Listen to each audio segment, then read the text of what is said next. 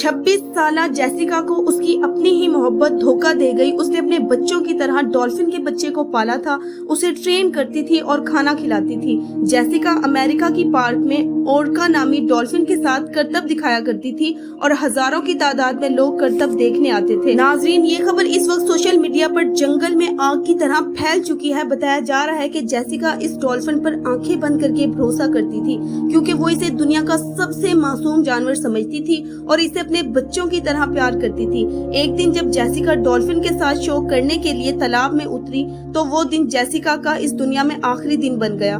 Dolphin का mood उस दिन बहुत खराब था और वो स्ट्रेस में थी, इसलिए डॉल्फिन ने अपनी ही मालकन जेसिका पर अटैक कर दिया। डॉल्फिन जेसिका को निगल गई। ये मंजर बहुत ही खौफनाक था। तालाब का पानी जेसिका के ब्लड से सुर्ख हो चुका था।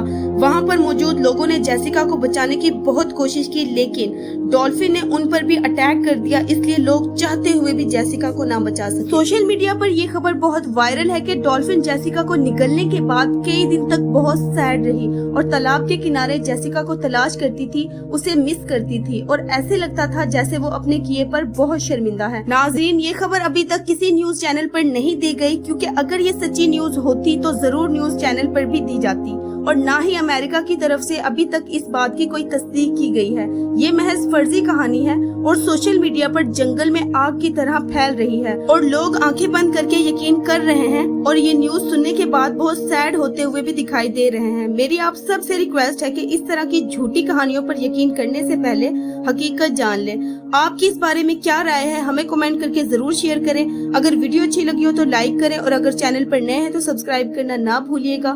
मिलते हैं अगली वीडियो में, तब तक के लिए अल्लाह हाफिज।